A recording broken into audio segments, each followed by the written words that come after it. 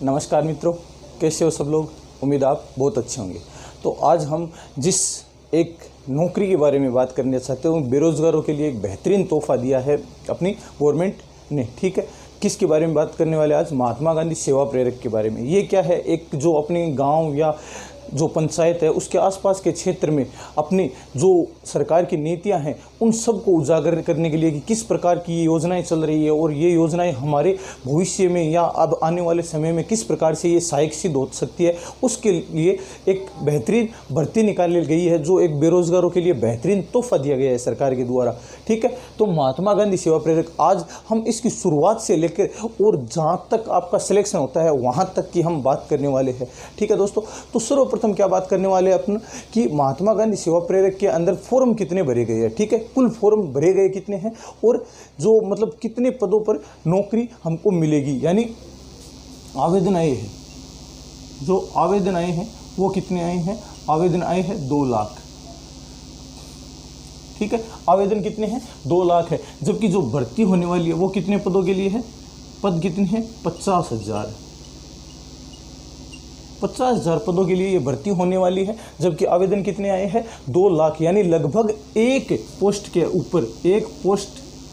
ऊपर कितने बंदे हैं? 4 बंदे हैं। ठीक है, यानी जो एक यूँ कहूँ कि जो प्रोसेस है या कहूँ कि जो भीड़ है वो बिल्कुल भी नहीं है। आपको इसके अंदर आराम से आपका चयन हो सकता है, इसके ऊपर आपका आराम से चयन हो सकता है। और जो सर्वाधिक मात्रा में आप एक चीज़ और याद रख लेना कि जहाँ पर आपका इंटरव्यू होगा उस इंटरव्यू के समय आपके पास कुछ जो दस्तावेज है वो पूर्ण रूप से सत्यापित होने चाहिए कि ये चीज़ें तो मुझे लेके ही जानी है। ठीक है, सर्वप्रथम जो पहली योग्यता वाले दस्तावेज है उसके बारे में हम बात करना चाहते हैं। एक तो जो 10th की आपके पास सर्टिफिकेट है, 10th की जो मार्कशीट है, एक तो ये लेके जानी है और इसके साथ साथ 10वीं का ही प्रमाण पत्र भी आपको साथ में लेके जाना है।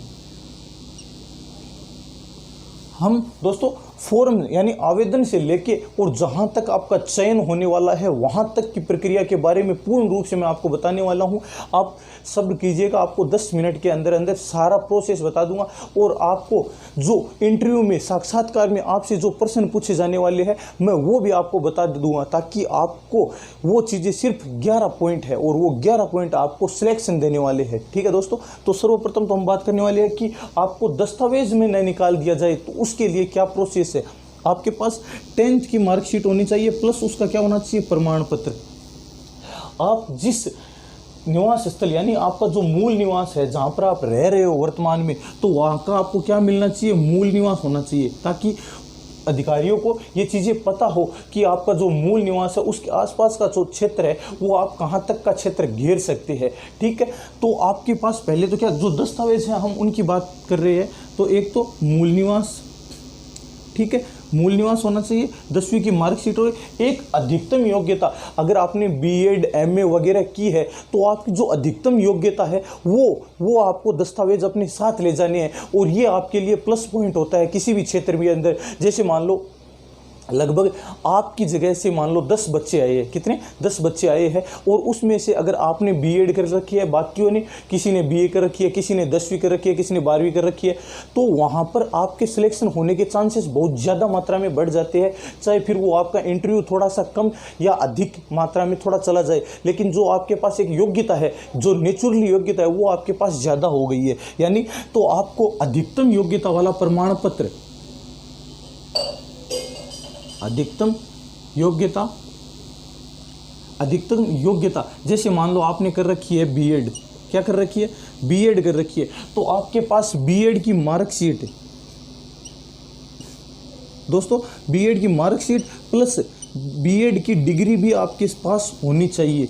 ठीक है, अगर बीएड की मार्कशीट और डिग्री आपके पास होती है तो ये आपके लिए प्लस पॉइंट हो जाएगा। ठीक है, इससे क्या हो जाएगा? इसके आपका प्लस पॉइंट ये हो जाएगा, जैसे मान लो जो भी बच्चा 12वीं या बीए कर चुका है वो पहले से ही आपसे पिछड़ जाता है। ठीक है ना, उसके बाद में आपका जो एक इंटरव्यू देने का जो हौसला है वो बहुत ज़्यादा मात्रा में बढ़ जाता है। किस प्रकार से आपको इंटरव्यू देना है वो चीज़ भी मैं आपको बताने वाला हूँ। ठीक है ना, आपको बस 5-7 मिनट के अंदर अंदर वो हर चीज़ मैं आपको बता दूंगा जो आपके लिए उपयोगी और जहाँ से आपका सिलेक्शन होने वाला है, डेफिनेटली सिलेक्शन होने वाला है आपका।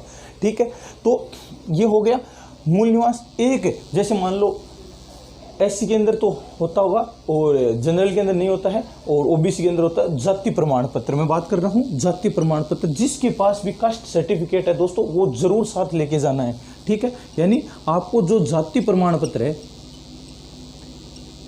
जाति प्रमाण पत्र ये आपको ले जाने है। तो जाति प्रमाण पत्र हो गया, मूल निवास, एक आपकी 10वीं की मार्कशीट, एक अधिकतम योग्यता, यानी आपने बीएड की है तो वो आपके लिए, एमए की है वो आपके लिए बेनिफिट करने वाला है, वो चीज़ें आपके लिए सबसे ज़्यादा प्रॉफिट करने वाली है। ठीक है, ये हो गई एक शुरुआती प्रोसेस जहाँ से आपको ऐसा लग रहा था कि सर हम दस्तावेज में क्या लेके जाने वाले हैं। और इसके अलावा आपके पास वो सर्टिफिकेट यानी जैसे मान लो आपने किसी स्पोर्ट्स के अंदर या किसी भी प्रतियोगिता में आपने भाग लिया हो, चाहे फिर मान लो जैसे आपने स्कूल के दौरान एनसीएफ में भाग लिया हो, या आपके द्वारा जैसे मान लो किसी भी प्रकार की प्रतियोगिता, आपने लेखन प्रतियोगिता में भाग लिया हो, आपने भाषण प्रतियोगिता में भाग लिया हो। अब ये जो भाषण प्रतियोगिता है ये आपको सबसे ज़्यादा मात्रा में साबित करने वाली है, क्योंकि आप कितने बंदों के सामने बोल सकते हो, ये आपको वहाँ पर सबसे ज़्यादा प्रभावित करने वाली चीज़ें हैं। ठीक है, तो ये तो चीज़ें एक दस्तावेज से लेकर भाषण जो प्रतियोगिता उसके सर्टिफिकेट के बारे में हमने बात कर ली। इसके बाद हम बात करने वाले हैं जो सर्वाधिक मात्रा में फार्म जहां से भरे गए हैं दोस्तों, उसके बारे में मैं छोटी सी आपको डिटेल बताना चाहता हूं। इसके अलावा भी अगर आप ये पूछने वाले हो कि सर यहाँ से कितने फॉर्म भरे गए, मैं उन सब के बारे में आपको डिटेल दे दूँगा। ठीक है, और टेलीग्राम पर भी आपको सूचित कर दिया जाएगा। ठीक है, अब बात करने वाला हूँ जहाँ से सबसे ज़्यादा मात्रा में फॉर्म आए हैं, हम सिर्फ उनकी बात करेंगे। इसके अलावा भी कोई दोस्त या मित्र ये कहना चाहता है कि सर हमारे ज़िले से या डिस्ट्रिक्ट से कितने फॉर्म आए हैं, तो आप कमेंट कर देना, उनके बारे में भी आपको बता दिया जाएगा। ठीक है, तो सर्वाधिक मात्रा में जहाँ से फॉर्म आए हैं हम फिलहाल उनकी ही बात करने वाले हैं दोस्तों। तो सर्वाधिक मात्रा में जो फॉर्म आए हैं वो कहाँ से आए हैं, तो पहले मैं आपको बता देना चाहता हूं कि जहां जयपुर से फॉर्म आए हैं, जयपुर से लगभग दोस्तों 24,000 फॉर्म आए हैं। कितने फॉर्म आए हैं? जयपुर से 24,000 फॉर्म आए हैं। ठीक है, जयपुर से कितने फॉर्म आए हैं? 24,000 फॉर्म में आए हैं। उसके बाद में बात करते हैं अजमेर की, तो अजमेर से फॉर्म आए हैं 6,000। अजमेर से कितने फॉर्म आए हैं? 6,000 फॉर्म आए हैं। ठीक है, इसके बाद में जो अलवर से फॉर्म आए हैं उनकी संख्या है 12,064। ठीक है, कहाँ से? अपने अलवर से। जो अलवर से फॉर्म आए वो 12,864, यानी आप एक डिसाइडेड आंकड़ा कर लेते हैं, यानी लगभग आपके 13,000 फॉर्म कहाँ से आए हैं? अलवर से आए हैं। उसके बाद में हम बात करते हैं दोस्तों बांसवाड़ा से। बांसवाड़ा से जो फॉर्म आए हैं,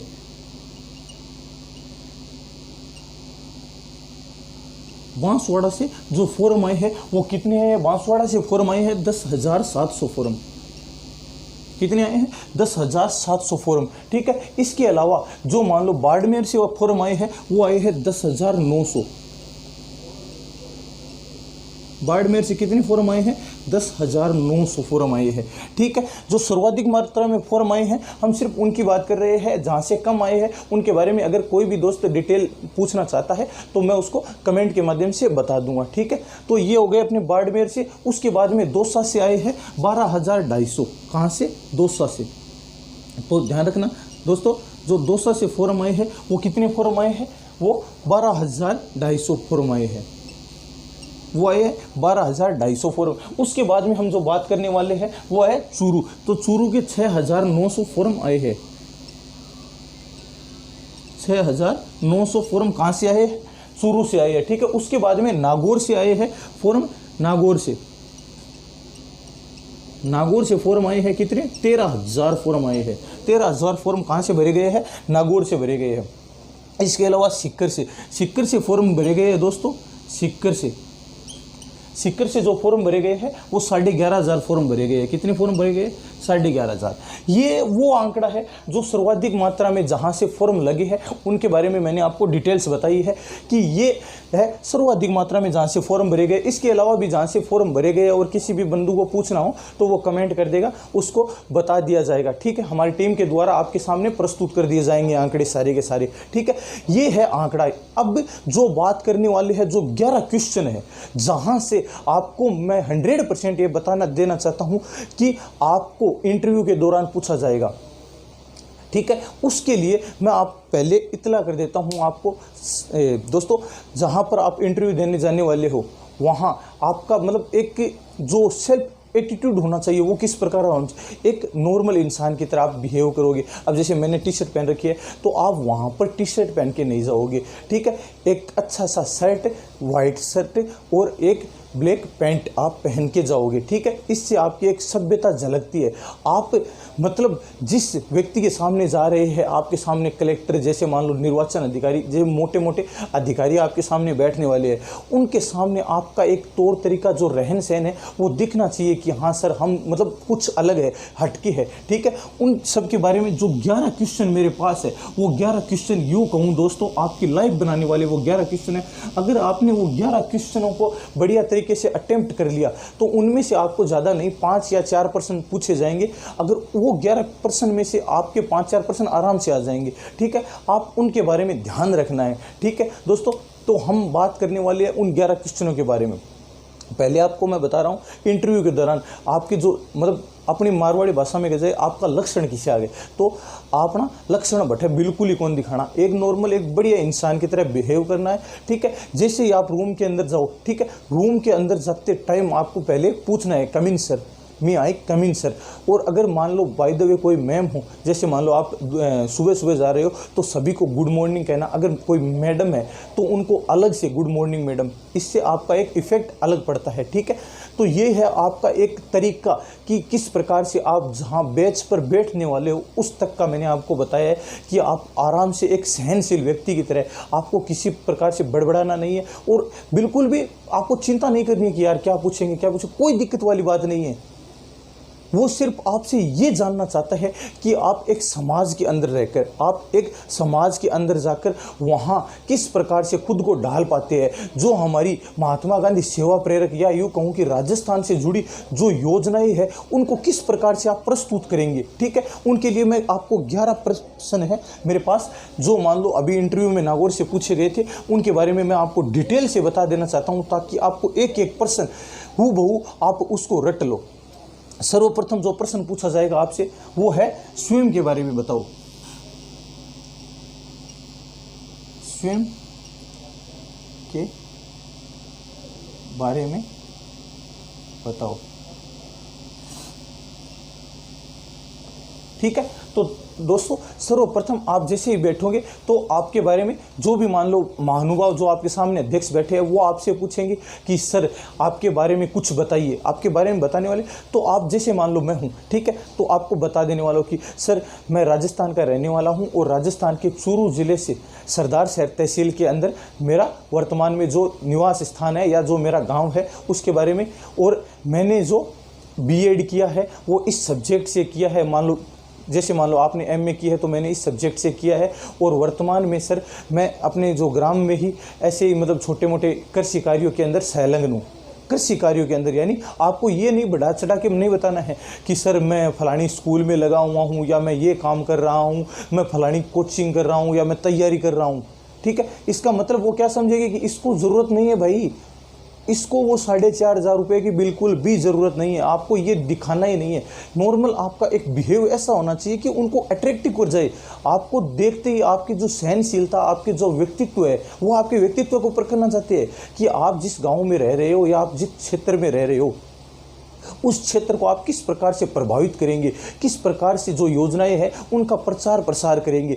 आपके द्वारा जो बोले गए शब्द है आप वहाँ पर आपके कागजों को सिर्फ ये एटीट्यूड देखा जाएगा कि आपने बीएड कर रखा है, लेकिन इसके अलावा साथ में आपका जो बोलने का तरीका है, जो लहजा है, वो किस प्रकार से आपके समाज को प्रभावित करने वाला है। अगर 4 व्यक्ति आपके सामने बैठ जाएंगे तो आप उनको बता सकते हो, आप उनको योजनाओं को समझा सकते हो, वो चीज़ आपसे चाहते हैं। ठीक है, तो सर्वप्रथम वो आपसे क्या पूछेंगे कि स्वयं के बारे में बताइए। स्वयं के बारे में तो आपको अपनी एक छोटी सी डिटेल्स बतानी है और सभ्य तरीके से, आपको मतलब बड़बड़ाना बिल्कुल भी नहीं है। नॉर्मल आपसे पूछा जाएगा सर मेरा नाम ये है, मैं राजस्थान के चूरू ज़िले से निवास करता हूं और वर्तमान में जो मेरा पैतृक गांव है वो ये है। ठीक है, और मैं वहां पर अपने माता पिता के साथ कृषि कार्यों में संलग्न हूँ। ठीक है, ये हो गया अपना पहला क्वेश्चन। उसके बाद में दूसरा क्वेश्चन जो आपको बताने वाले हैं वर्तमान में आप क्या करते हैं और आप ये जॉब क्यों करना चाहते हैं। ठीक है, ध्यान से देखिएगा, मैं जो बता रहा हूँ उनके साथ साथ मैं जो उत्तर दे रहा हूँ उनको भी आप ध्यानपूर्वक सुनते रहिएगा।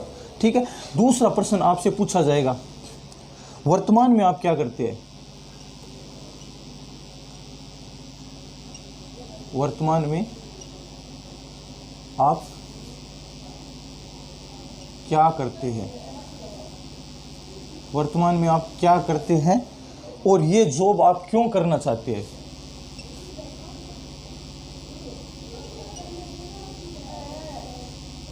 और आप ये जॉब या नौकरी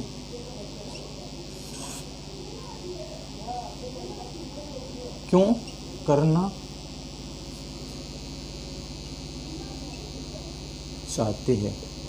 ठीक है दोस्तों, ये है आपका दूसरा क्वेश्चन जो नॉर्मल आपसे पूछे जाने वाले क्वेश्चन है। ठीक है, जिसमें आपको एक सहज तरीके से, एक सहज भाव से उत्तर देने हैं। वर्तमान में आप क्या करते हैं और आप ये जॉब या नौकरी क्यों करना चाहते हैं। तो वर्तमान में आप क्या करते हैं, इसके लिए आपको बताना है दोस्तों कि वर्तमान में सर मैं अपने माता पिता के साथ कृषि कार्यों में संलग्न हूँ। ठीक है, मैं कृषि कार्यों के छोटे मोटे जो भी मान लो खेत से संबंधित मेरे जो घर के द्वारा जो कार्य होते हैं मैं उनके अंदर लगा हुआ हूँ। और इसके अलावा मैंने जो पढ़ रखी है, ये जो क्वेश्चन पूछा दूसरा इन्होंने इनके साथ ही कि आप ये नौकरी क्यों करना चाहते हैं। तो मुझे अपने परिवार, मुझे अपने गांव, मुझे आसपास के क्षेत्र को इस बारे में जानकारी देना अच्छा लगता है कि लोग हमारे समाज के वो इन सब योजनाओं को समझे। वो हर प्रकार की योजनाएं जो सरकार ने हम गरीबों या जो किसानों को दी है उन सब से जानकारी होनी चाहिए। वो हर उस चीज़ को जाने कि मान लो जैसे फसल अनुदान योजना क्या होती है, ऋण अनुदान योजना क्या होती है, या जैसे स्मार्टफोन योजना आई है वो किस कारण है, इस स्मार्टफोन जो योजना है उसका आप किस प्रकार से सदुपयोग कर सकते हैं। आपको तारबंदी योजना दी गई है, आपको तारबंदी योजना किस लिए दी गई है, ताकि जो आवारा पशु है उनसे अपने खेत की सुरक्षा के लिए दी गई है। तो ये सारी योजनाओं के बारे में आप थोड़ा क्या, ज़्यादा नहीं, डिटेल से आपको कुछ भी नहीं बताना है अभी, क्योंकि आपसे और क्वेश्चन पूछे जाएंगे वहाँ पर डिटेल। आपसे क्या पूछा है कि ये जॉब या नौकरी क्यों करना चाहते हैं। तो मैं एक समाज को मतलब एक धनात्मक संकेत देना चाहता हूं कि समाज को हर वो चीज़ें जाननी चाहिए जो उसके लिए फायदेमंद है, या जो हमारी सरकार हमें योजनाएं प्रस्तुत कर रही है उनके बारे में योजनाएं हमें। और ये काम मुझे अच्छा लगता है सर कि मैं अपने समाज को, मेरे द्वारा अगर कोई समाज लाभदायक या उनको लाभ मिलता है तो मैं ये काम ज़रूर करूँगा। ठीक है, तो इस प्रकार से एक सभ्य तरीके से आपको ये सारी चीज़ें बतानी है। उसके बाद में जो तीसरा क्वेश्चन आपसे पूछा जाने वाला है दोस्तों वो कौन सा है, वो है कि किन्हीं भी वर्तमान में किन्हीं भी 5 सरकारी योजनाओं के नाम बताओ जो किसानों से संबंधित है। वर्तमान में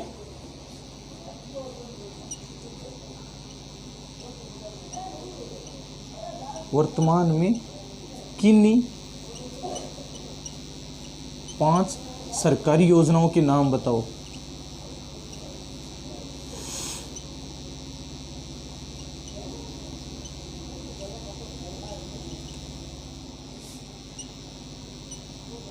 नाम बताओ।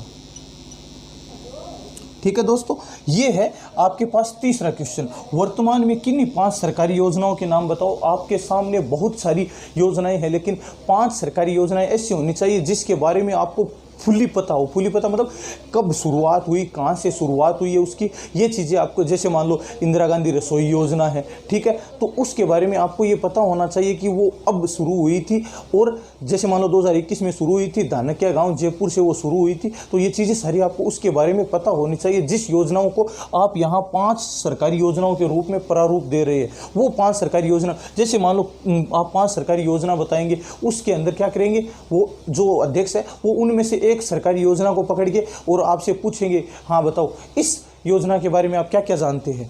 तो उस योजना के बारे में क्या करेंगे आप, एक मतलब वो 5 योजनाएं आपकी ऐसी होनी चाहिए कि उसके बारे में आप डिटेल से बता सको। जैसे मान लो इंदिरा गांधी जो ये है इंदिरा गांधी ग्रामीण योजना, इंदिरा गांधी शहरी रोजगार गारंटी योजना, ठीक है।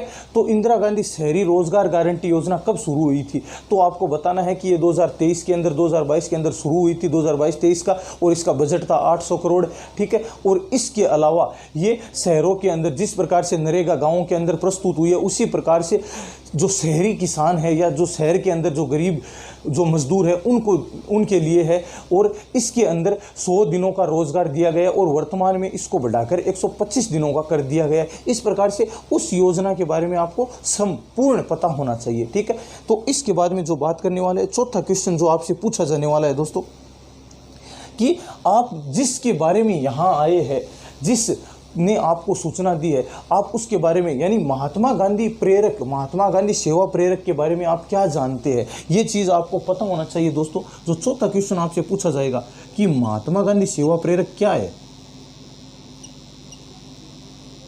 महात्मा गांधी सेवा प्रेरक, महात्मा गांधी सेवा प्रेरक क्या है, महात्मा गांधी सेवा प्रेरक क्या है।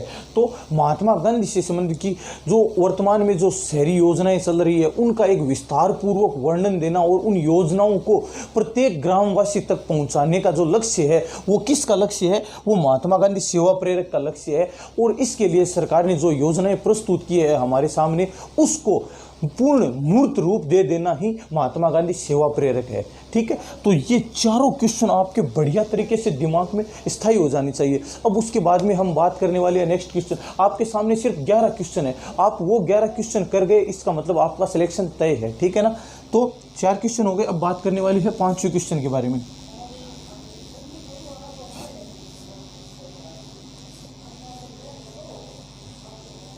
ठीक है। अब दोस्तों जो 5वां क्वेश्चन है कि आप अगर आपके सामने प्रस्तुत किया जाएगा ये प्रश्न कि अगर आप महात्मा गांधी सेवा प्रेरक बने तो अपने आसपास के क्षेत्र में किस पर इन योजनाओं का प्रचार प्रसार करेंगे, ठीक है ना। 5वां क्वेश्चन आपसे पूछा जाएगा, आप महात्मा गांधी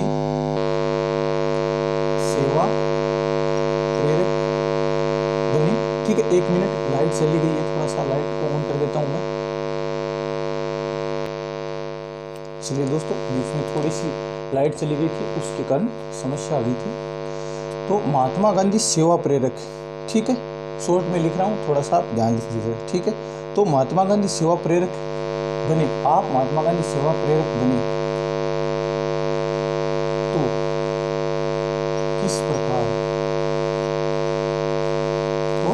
किस प्रकार अपने आसपास के क्षेत्र में, किस प्रकार अपने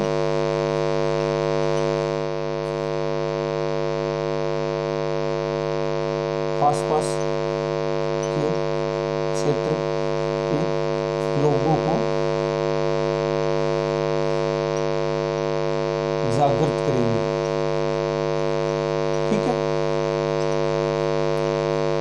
तो अगर आप महात्मा गांधी सेवा प्रेरक बने तो किस प्रकार से अपने आसपास के क्षेत्र के लोगों को जागृत करेंगे, ये आपसे क्वेश्चन पूछा जाएगा और 100% ये क्वेश्चन पूछा जाने वाला है। इसके बारे में आप खुद एक तैयारी करें कि मैं मुझको सहज रहना है सिर्फ, और सर मैं अपने जो गांव के आसपास के क्षेत्र है, जहां भी क्षेत्र है, मैं उनको उन सभी योजनाओं के बारे में बताऊंगा जो अपने किसानों और अपने गाँव से संबंधित है। उनको हर प्रकार की योजनाओं के बारे में उनको जागृत करूँगा कि ये योजनाएँ हमारी लिए किस प्रकार से लाभदायक हो सकती है, ठीक है। तो वो आपको योजनाएं थोड़ी ध्यान में होनी चाहिए ताकि उन योजनाओं के बारे में आप वहाँ पर वर्णन कर सके, छोटा सा वर्णन, ज़्यादा नहीं है, आपको 2-2 4-4 लाइनें उन सब के बारे में बताई जाएगी, ठीक है। जैसे मान लो इंदिरा गांधी जो रसोई योजना है तो उनके बारे में, ठीक है ना।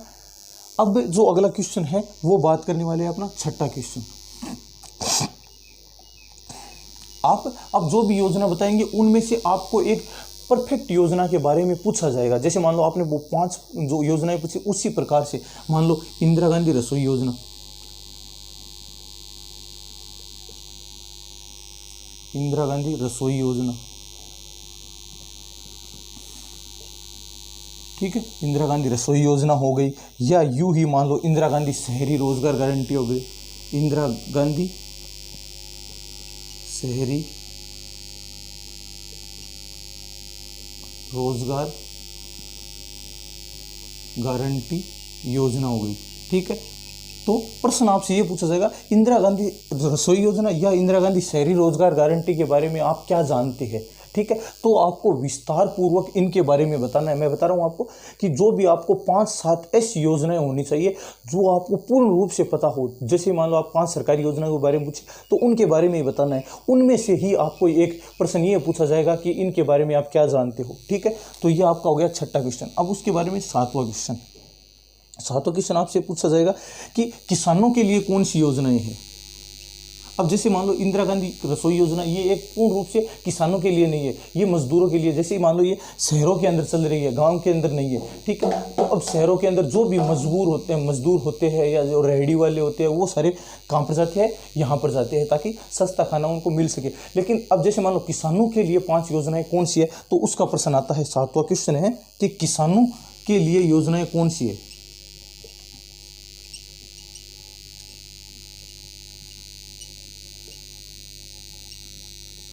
तो आपको इनमें 5, वो मान लो 5 या 4 जितनी भी आपको याद हो वो याद रखनी है जो किसानों के लिए समर्पित है, ठीक है ना। तो उनके लिए मैं आपको बता देता हूँ 1-2 जो आपको ध्यान में रह जाएगी। एक तो फसल बीमा योजना,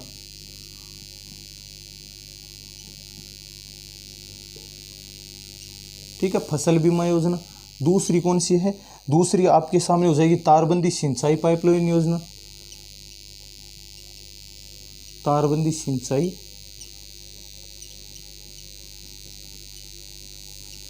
पाइपलाइन योजना, ठीक है। इसके अलावा तीसरा क्वेश्चन आपके सामने हो जाएगा, तीसरा क्वेश्चन नहीं सॉरी, एक बार यही कृषि उपग्रह योजना, कृषक उपग्रह योजना। और चौथा हो जा जलदो निर्माण, क्या होता है, जलदो निर्माण योजना, जलदो निर्माण योजना। और एक और आपको मैं बता देता हूँ, आयो, और एक किसान मित्र योजना, किसान मित्र योजना, ठीक है। तो ये इस प्रकार से किसानों के लिए योजनाएं हो जाएगी। कौन कौन सी, ये 5 योजनाएं आपको किसानों के रूप में पूछ ली जाएगी, तो आपको ये सब बता देना है दोस्तों, ठीक है। ये हो गए आपके पास 7 क्वेश्चन। अब मैं जो 4 क्वेश्चन है वो आपको और बता देता हूँ ताकि आपको इनसे 4 मान लो 11 क्वेश्चन के आज से आपको सिलेक्शन की दौड़ में सबसे आगे हो जाएंगे, ठीक है। और उम्मीद करता हूं मैं अगर आपको ये 11 चीज़ें समझ में आ गई ना तो आपका सिलेक्शन कोई नहीं रोक सकता। अब जो 8वां क्वेश्चन है वो है अहिंसा दिवस के बारे में आप क्या जानते हैं। ये गांधी जी से, क्योंकि 2 अक्टूबर को अहिंसा दिवस मनाया जाता है, ठीक है। तो आप उसके बारे में थोड़ी सी जानकारी रख लेंगे, ठीक है।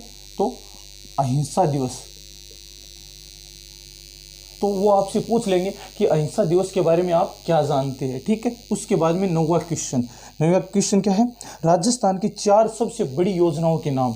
राजस्थान की 4 है वो सबसे बड़ी योजनाएं कौन सी है, सबसे बड़ी योजनाएं। जैसे मान लो इंदिरा गांधी शहरी रोजगार गारंटी योजना, ठीक है अपने, और दूसरी इंदिरा गांधी शहरी रोजगार गारंटी योजना हो गई, इंदिरा गांधी रसोई योजना हो गई। ये अपने आप में सबसे बड़ी योजनाएं हैं, ठीक है। तो इस प्रकार से 4 सबसे बड़ी योजनाओं के बारे में आप ध्यान रख लेंगे। और उसके बाद में जो 10वां क्वेश्चन है, 10वां क्वेश्चन महात्मा गांधी से संबंधित विचारधारा, यानी महात्मा गांधी की जो विचारधारा है, महात्मा गांधी की जो विचारधारा है, ठीक है। महात्मा गांधी की विचारधारा से आप अपने जीवन में कौन सी विचारधाराओं को उतारना चाहते हैं। महात्मा गांधी की विचारधाराओं से आप, महात्मा गांधी की विचारधारा से आप कौन सी विचारधारा से सबसे ज़्यादा प्रभावित है, कौन सी विचारधारा से आप सबसे ज़्यादा प्रभावित है। और देखिए मैं आपको इसको पूर्ण रूप से बताता हूँ कि महात्मा गांधी से संबंधित वे विचारधाराएं जो आप अपने जीवन में उतारना चाहते हैं तथा समाज में उनको प्रभावित या लागू करने का प्रयास करना चाहते हैं। यानी अपने गांव के अंदर जो महात्मा गांधी से संबंधित, जैसे मान लो शांति हो गई, अहिंसा हो गया, सत्य हो गए, तो ये जो प्रभाव है ये अपने गांव के अंदर जाकर किस प्रकार से उन सबको बताएंगे कि आप इन लक्ष्यों पर चलो, आप अपने लक्ष्यों पर अडिग रहो, ठीक है। ये चीज़ें आपको बतानी चाहिए अपने गाँव वालों के। उसके बाद में जो अंतिम क्वेश्चन है वो है मुख्यमंत्री निःशुल्क अन्नपूर्ण पैकेट योजना, जो वर्तमान में आई है, ठीक है। कौन सी, अन्नपूर्णा जो पैकेट योजना है। तो इसका उद्देश्य क्या है, लक्ष्य क्या है, तो ये 15 अगस्त को शुरू हुई है और इसके अंदर प्रत्येक घर में मान लो राशन वितरण से संबंधित, जैसे मान लो तेल मसाला हो गया, नमक हो गया, आदि हर प्रकार की चीज़ें। तो ये दोस्तों वो 11 क्वेश्चन हैं जो आपको बनाने वाले हैं महात्मा गांधी सेवा प्रेरक। ठीक है, उम्मीद करता हूं अगर आपने ये 11 क्वेश्चनों को अपने जो दिमाग में उतार लिया और आपको एक जो मेन लक्ष्य है वो मैं बताना चाहता हूं कि आपको वहां पर जाने के लिए थोड़ा सा एक तरीका अच्छा होना चाहिए। आपको नॉर्मल रहना है और स्वयं को एकदम सजग रखना है, नॉर्मल प्रस्तुत करना है उन सब के सामने। और ये 11 चीज़ें ही आपको मैं बता देना चाहता हूँ कि महात्मा गांधी सेवा प्रेरक बनाने में अहम भूमिका निभाएगी। ठीक है दोस्तों, उम्मीद करता हूँ आपको वीडियो पसंद आया होगा। इसी के साथ अगर आपको वीडियो पसंद आया है तो वीडियो को लाइक करें, शेयर करें और अपने चैनल को सब्सक्राइब करें। इसी के साथ जय हिंद, जय भारत।